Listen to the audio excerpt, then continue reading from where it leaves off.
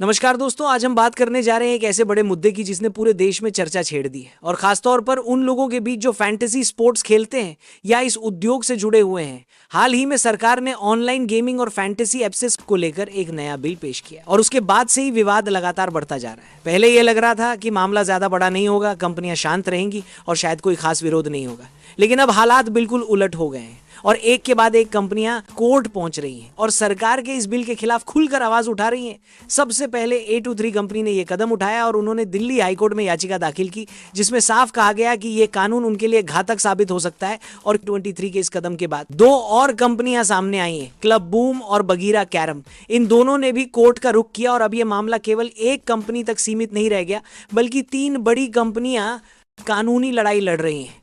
दिल्ली, कर्नाटक और मध्य प्रदेश 3 राज्यों में इन मामलों की सुनवाई चल रही है, यानी मामला अब पूरे देश में फैल चुका है। इन कंपनियों का कहना है कि अचानक से बिल लागू कर देने से उनके कारोबार पर बुरा असर पड़ा है और सबसे ज्यादा झटका उनके कर्मचारियों को लग रहा है। हजारों लोग जिनकी नौकरी इन ऐप्स पर निर्भर है अब असुरक्षित महसूस कर रहे हैं। पहले से ही कई कंपनियां जैसे MPL, माए, 11 सर्कल, प्रोबो जैसी कंपनियों ने छंटनी शुरू कर दी है, यानी नौकरियां जा रही हैं और परिवार प्रभावित हो रहे हैं।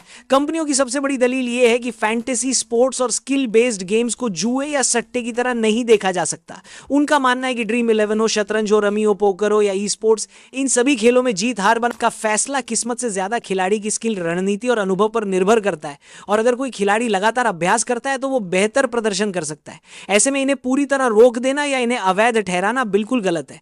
दूसरी तरफ सरकार की भी अपनी चिंता है। सरकार कहती है कि उसे जनता के हित की रक्षा करनी है। सरकार को डर है कि कहीं इन ऐप्स की वजह से आम लोग, खासकर युवा, आर्थिक नुकसान न झेलें। कई बार यह भी देखा गया है कि कुछ कंपनियां अचानक गायब हो जाती हैं और खिलाड़ियों के पैसे फंस जाते हैं। इसीलिए जब सरकार ने इन कंपनियों के प्रतिनिधियों से मुलाकात की थी तो उन्होंने साफ कहा था कि सबसे पहले खिलाड़ियों के पैसे सुरक्षित होने चाहिए, किसी भी हालत में कंपनियां धोखा न दें।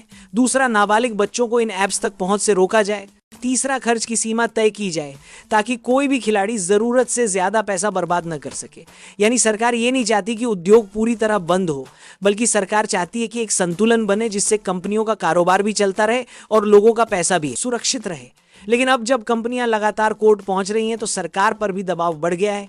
A23 की याचिका पर सुनवाई 8 तारीख तक टल चुकी है, जबकि बगीरा और क्लब बूम के मामलों को 8 सप्ताह के लिए आगे बढ़ा दिया गया है। इसका मतलब साफ है, कोर्ट भी जल्दीबाजी में कोई फैसला नहीं लेना चाहता। कोर्ट चाहता है कि पहले सभी पक्षों को सुना जाए और फिर एक ठोस निष्कर्ष निकाला जाए। अगर यह बिल जो का त्यों लागू हो गया तो इसका सबसे बड़ा असर इस इंडस्ट्री पर पड़ेगा। हजारों नौकरियां खत्म हो सकती हैं, निवेशक पीछे हट सकते हैं और भारत में ऑनलाइन गेमिंग और ई स्पोर्ट्स का विकास रुक सकता है। वहीं अगर कंपनियों की मांगे मानी जाती हैं और बिल में संशोधन किया जाता है तो यह सेक्टर और आगे बढ़ सकता है और भारत को वैश्विक स्तर पर पहचान दिला सकता है। अब बड़ा सवाल यही है कि क्या कंपनियों का कोर्ट जाना सही है? कई लोग कहते हैं कि कंपनियों ने बिल्कुल सही किया। लोकतंत्र में अगर किसी को लगता है कि उसका हक छीना जा रहा है तो अदालत का दरवाजा खटखटाना उसका अधिकार है। वहीं कुछ लोग ये भी मानते हैं कि कंपनियों को पहले सरकार से बातचीत करनी चाहिए थी, ना कि सीधे कोर्ट चले जाना चाहिए था। आगे की तस्वीर अभी साफ नहीं है, लेकिन 3 संभावनाएं हैं। पहली ये कि सरकार बिल में संशोधन कर सकती है और उम्र तथा खर्च की सीमा तय कर सकती है, जिससे खिलाड़ियों की सुरक्षा भी हो और कंपनियों को काम करने की छूट भी मिले।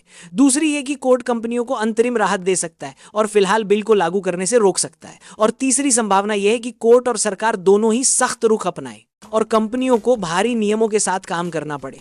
इस पूरे विवाद ने यह दिखा दिया है कि भारत में फैंटेसी गेमिंग अब कोई छोटा उद्योग नहीं रह गया है। ये लाखों खिलाड़ियों, करोड़ों रुपए और हजारों नौकरियों से जुड़ा हुआ है। इसीलिए सरकार के लिए ये आसान चुनौती नहीं है। उसे एक ऐसा रास्ता निकालना होगा जिससे न तो खिलाड़ियों का भरोसा टूटे और न ही कंपनियों का भविष्य अंधेरे में जाए। A23 ने जिस लड़ाई की शुरुआत की थी, अब उसमें क्लब बूम और बगीरा भी शामिल हो चुके हैं। यानी मामला अभी बड़ा हो चुका है। आने वाले दिनों में कोर्ट की सुनवाई और सरकार का रुख ये तय करेगा कि भारत में फैंटेसी गेमिंग का भविष्य कैसा होगा। क्या ये इंडस्ट्री और मजबूत होगी या फिर कानून की सख्ती से कमजोर पड़ जाएगी? ये आने वाला वक्त बताएगा। दोस्तों, आपको क्या लगता है, क्या कंपनियों का कोर्ट जाना सही कदम है? क्या सरकार को कानून में बदलाव करना चाहिए या फिर खिलाड़ियों की सुरक्षा के नाम पर सख्ती करनी चाहिए? अपनी राय कमेंट बॉक्स में जरूर लिखें। फिलहाल इस खबर में इतना ही। आपका बहुत बहुत धन्यवाद। जय हिंद।